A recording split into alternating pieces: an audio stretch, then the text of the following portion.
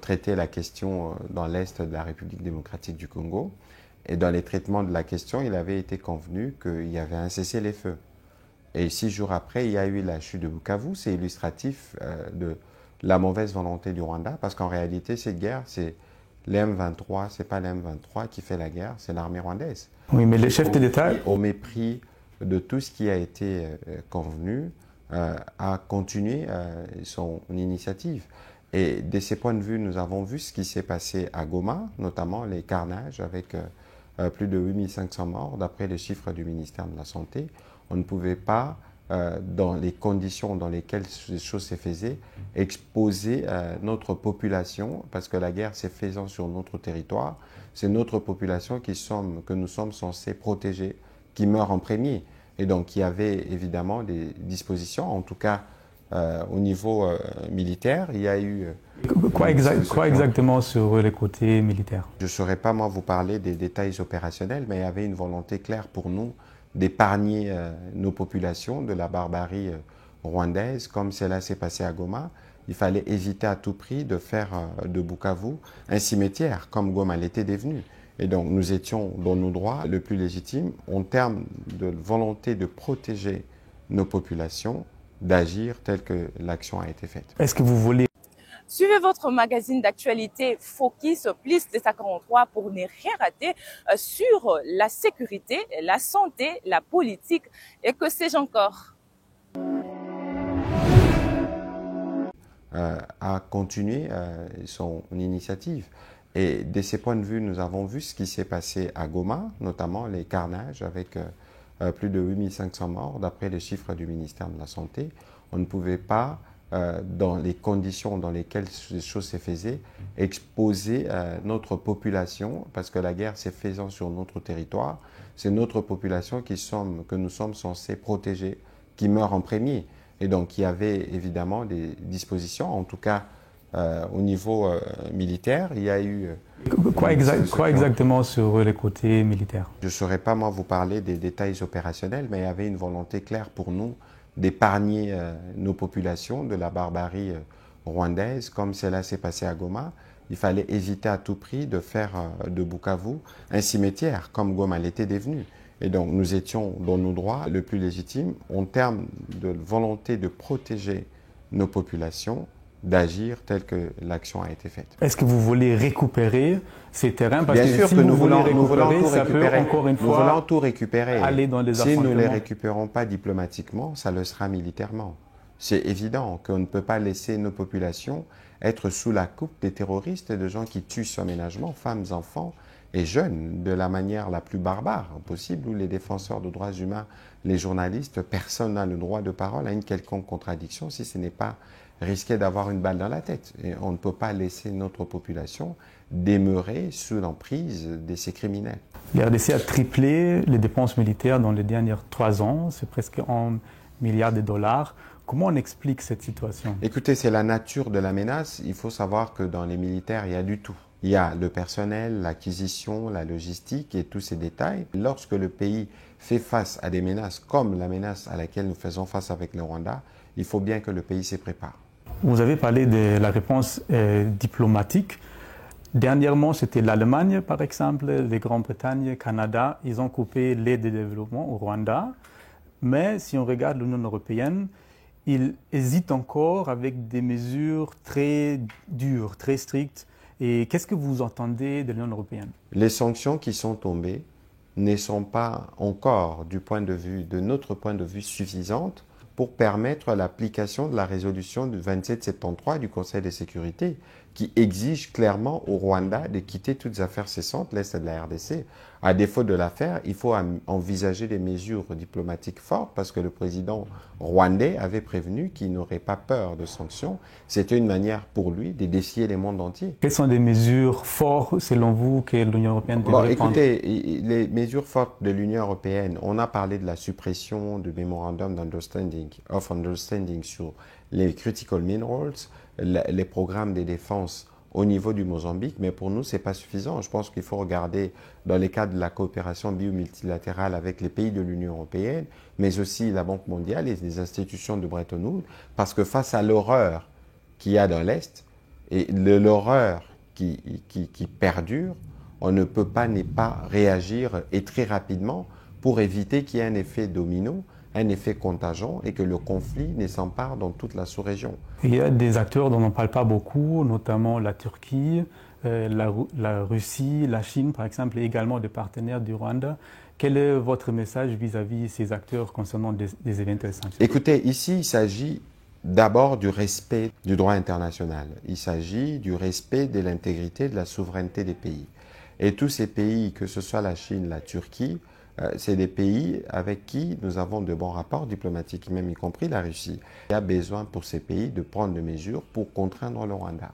Vous avez vraiment l'espoir que Kagame il va prendre des décisions après encore d'autres sanctions, vu que jusqu'aujourd'hui il dit que ça mène... Non, la question, ce n'est pas une question d'avoir d'espoir. La question, c'est qu'il n'a pas le choix. Il n'est pas chez lui. Les Congo, ce n'est pas son pays. Il n'a pas le droit d'avoir ses militaires chez nous. Donc, d'une manière ou d'une autre, s'il ne quitte pas par la diplomatie, il quittera par la force. Le Congo est trop grand pour lui. Le Congo va l'absorber et il devrait, lui, là où il est, se réserver de poser plus d'actes. Parce qu'ici, il ne faut pas regarder la crise sur la dimension des acteurs présents. Il faut regarder la crise sur la dimension de l'avenir où chaque enfant congolais grandit avec cette colère accumulée du fait du comportement du président rwandais pour que, les moments venus, nous puissions régler les problèmes. Nous sommes dans une posture où nous allons utiliser toutes les voies possibles pour nous permettre de restaurer l'intégrité de notre territoire et c'est là personne ne nous empêchera. Une de ces voies, c'est aussi le droit international. Il y avait le procureur de la Cour pénale internationale, Karim Khan, il était ici à Kinshasa il y a quelques jours et il y a des enquêtes qui sont en cours. Mais ce genre d'enquêtes, ça prend beaucoup de temps. Ça peut prendre peut-être même des années jusqu'à ce qu'il y ait des conclusions. Quand vous voyez ça, qu'est-ce que ça change? Bon, écoutez, il y a une volonté claire cette fois-ci qui est exprimée, à la fois par le Conseil des Nations Unies pour le Haut Commissariat des Nations Unies pour le droit de l'homme, parce que nous y étions à Genève, de manière unanime, tous ont adopté la résolution qui condamne le Rwanda et qui l'oblige à retirer ses troupes de la RDC. Dans la même résolution, on a parlé d'une mission d'établissement de faits et plus tard d'une commission d'enquête. Ce qui nous arrange parce que c'est pour la première fois dans l'Est de la RDC qu'on obtienne une décision si claire et si unanime du Conseil des droits de l'homme. Et d'une autre part, nous avons la Cour pénale internationale qui opère à sa manière. Mais nous étions à Munich avec le président de la République. Les procureurs de la Cour, Karim Khan, avaient dit qu'il viendra à RDC. Il est venu parce qu'il a raison. Au regard des actes barbares qui sont commis, des crimes contre l'humanité, des crimes de guerre, notamment sur le personnel de la MONUSCO, les écoles, ceci ne peut pas rester sans réaction de toutes les grandes structures mondiales. Et donc ici, nous pensons aussi que sans la justice, on ne sera vraiment pas en mesure de restaurer la paix dans cette partie du pays parce que les acteurs militaires principaux de la guerre d'aujourd'hui sont les mêmes acteurs qui ont fait toutes les guerres du Rwanda en RDC. Donc il faut qu'à un moment donné, ça s'arrête, qu'on les arrête pour qu'ils puissent répondre de leur forfait devant la loi. Parlons des minéraux. Le chef de l'État, Félix Tshisekedi, dans une interview avec le New York Times aux États-Unis, il a fait référence au fait que d'autres pays, comme les États-Unis, doivent passer directement par la RDC pour s'approvisionner en minerais. Et parmi plusieurs, c'était interprété comme une sorte d'offre aux États-Unis d'avoir des minerais de la RDC et en retour, les États-Unis peuvent donner quelques garanties de sécurité. Il faut regarder la question dans son ensemble. La République démocratique du Congo est un pays minier et nous avons, nous, décidé de diversifier nos partenaires. Le président de la République, c'est la première personne qui parle au nom du pays et qui assure l'image ou la valorisation de nos produits ou de nos ressources. Et que s'il y a une volonté exprimée à son niveau de dire, écoutez, pourquoi on n'aurait pas des intérêts américains qui viendraient investir chez nous, il n'y a pas d'inconvénient. Mais après, pour le reste, on pourra discuter dans les cadres des rapports bilatéraux qui existent entre les deux pays, mais aussi dans les cas de rapports qui pourraient éventuellement exister entre les compagnies américaines et l'État congolais. Et le côté militaire, est-ce qu'il peut-il avoir en contrepartie écoutez, ça veut dire que nous ne sommes pas encore dans encore dans une condition où le contrat a été signé, où l'accord a été signé, non. Nous sommes dans une condition où le président de la République a exprimé une intention. Et c'est une intention légitime parce que la RDC, de par sa vocation, de par sa taille, doit avoir plusieurs intérêts. Et donc, si on a des intérêts américains, pourquoi pas? Mais à ce stade, on ne va pas exclure de ces négociations des garanties sécuritaires. Ça appartiendra aux négociateurs de le faire. Mais il est évident que la préoccupation première pour nous, c'est d'avoir la restauration de la sécurité chez nous. Les églises protestantes et catholiques, ils cherchent une sorte de dialogue direct avec les rebelles des M23. Jusque-là, les gouvernements refusent catégoriquement ce dialogue direct. Mais pourquoi on n'entre pas dans ce genre de dialogue? Parce que qu'est-ce qu'il y a à perdre? On peut toujours commencer à parler. La question, c'est pas... D'abord, de un, ce n'est pas un refus catégorique. De deux, le président est disposé. De trois, le président a reçu la délégation de l'Église catholique et protestante. Et il leur avait dit que vous êtes en mission, vous commencez, allez-y et vous allez me faire le point. Le moment venu, quand ils reviendront, ils feront le point au président de la République et c'est le président de la République qui statuera. Mais ici, il y a des éléments qu'il faut noter. Par exemple, il n'y a pas de crise de légitimité. Nous avons eu des élections il y a une année. Pourquoi on voudrait donner l'impression qu'il y a une crise de légitimité? Ici, la crise, c'est qu'un pays voisin a décidé d'utiliser des proxys pour affaiblir un autre pays.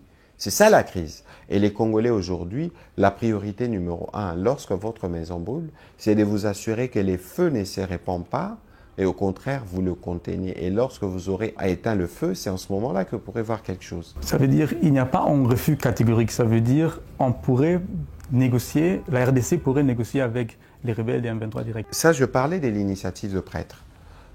Sur les rebelles, les terroristes du M23, il n'y a pas de difficulté parce que c'est la même position que nous avons depuis le début. Nous avions dit, et le président a dit qu'on ne va pas négocier avec le Pantin. Nous, on va négocier avec le Rwanda. Parce que les Pantins qui dirigent les M23 n'ont pas d'agenda particulier. Oui, mais l'Église est dans une autre logique. L'Église dit qu'il faut aussi inclure les M23. La question de les inclure ne se pose même pas. On dit, allez négocier avec les M23, discuter avec les M23. Pourquoi? Parce qu'ils ont tué 10 000 Congolais. Donc, il faut donner, nous, la prime à ceux qui tuent. Plus vous tuez, mieux c'est. Non. Nous sommes dans une position de principe qui a été convenue avec les chefs d'État au niveau du sommet de l'EAC. Qu'il fallait un processus politique avec les groupes armés qui est conduit par le président Ruto, le président honoraire du Kenya. Et c'est dans ces cadres-là que ces choses seront réglées. C'est quoi la différence si on parle directement avec les rebelles des M23 ou si ça passe par les processus dont vous avez parlé? La différence, elle est claire. La différence, elle est claire. Lorsqu'on dit on discute directement, ça veut dire vous êtes assis là, moi je suis là. Et nous discutons. Mais ici, nous estimons qu'on ne peut pas offrir un tel luxe à un mouvement terroriste criminel. Aujourd'hui, pensez que nous devons discuter avec les M23 directement, c'est exclu. En argument du côté rwandais pour qu'ils disent que et voilà, la rébellion a une certaine légitimité, c'est selon eux la présence des FDLR sur le sol congolais, les anciens génocidaires Hutus. Et il y a quelques jours, le Rwanda a reçu quelques personnes où les rebelles du M23 qui ont dit ça, ce sont des FDLR. Est-ce que ça nous montre qu'il y a encore cette menace sur le sol congolais? Mais nous, on appelle le Rwanda empire du mensonge. Regardez l'interview du président Kagame sur CNN. Regardez ce qu'il a dit lorsque lui ont posé la question s'il a de troupes dans l'est de la RDC. Vous avez suivi sa réponse. Il a dit qu'il ne savait pas. Et donc, lorsqu'ils nous sortent ces photos disant que c'est des officiers FDLR qui auraient été trouvés, supposons que ces officiers étaient dans une situation de guerre. Ça suppose qu'après le contrôle des larges pans de la ville de Goma par le Rwanda, ça suppose qu'ils sont soit en clandestinité, soit ils sont morts. Mais quand ils sortent, dans l'hypothèse où ils étaient en clandestinité, ils ne peuvent pas avoir des tennis si bien portés et si bien entretenus. Ça se voit que c'est des tenues qu'on a sortis des dépôts. Ça se voit que les messieurs qu'on présente comme le patron des FDLR, etc., ces messieurs-là, ou le général, c'est un homme utilisé par le Rwanda. La vérité, c'est qu'aujourd'hui, est-ce que vous avez des FDLR à Bukavu? Est-ce que vous avez des FDLR dans certaines localités, à Minova ou Calais? Est-ce que vous avez des FDLR là-bas? La guerre, elle est faite parce qu'on veut piller. La guerre, elle est faite parce qu'on veut garder la main sur les M23, eux, ils vont dire qu'il y a des Banyamulenge qui se trouvent dans ces zones. Pas. Les M23 est un mouvement de proxy créé par le Rwanda pour faire la guerre. La preuve, il doit y avoir d'ailleurs plus de militaires rwandais qui opèrent que de militaires issus du M23. La question des Banyamulenge est une fausse question. D'abord, de 1. Vous ne pouvez pas prétendre, vous, vouloir protéger une communauté en massacrant le membre d'une autre communauté. La tribu des Banyamulenge, on en parle. Pourquoi ? On en parle parce que le président Kagame instrumentalise la question. On en parle parce que lui, il expose nos Tutsis devant les autres communautés. Comment lui, président d'un pays voisin, peut se permettre de se présenter comme les protecteurs des populations dans un autre pays voisin? Au Congo, nous avons les Bazombo, nous avons les Bakongo. Est-ce qu'il faut que le président angolais ou les présidents Sassou ou les présidents gabonais se disent, moi aussi, parce qu'il y a des Bakongo là-bas, je dois aller les protéger parce qu'ils sont menacés? Mais prenons les exemples des FDLR, ils sont quand même encore quelques-uns sur le sol congolais, n'est-ce pas? Oui, ils sont quelques-uns, d'accord. Mais pourquoi on était à Nairobi? Pourquoi on était à Luanda? Pourquoi on a fait un plan d'harmonisation et de désengagement? Parce que nous connaissions les problèmes, parce qu'on a esquissé la solution et parce qu'on devait aller à Luanda pour signer et commencer à finir les problèmes de manière définitive. Encore que les troupes ont été listées, leur nombre plus ou moins connu. Suivez ce que disait à l'époque l'ambassadeur rwandais ici en RDC. C'est le Rwanda qui, malheureusement, n'est pas disposé à faire la paix, va chercher à multiplier de prétextes et d'autres prétextes pour garder sa main sur notre sol et continuer les processus de pillage. Son Excellence, Monsieur le Ministre, merci beaucoup. C'est moi qui vous remercie. Suivez votre magazine d'actualité Focus plus 243 pour ne rien rater sur la sécurité, la santé.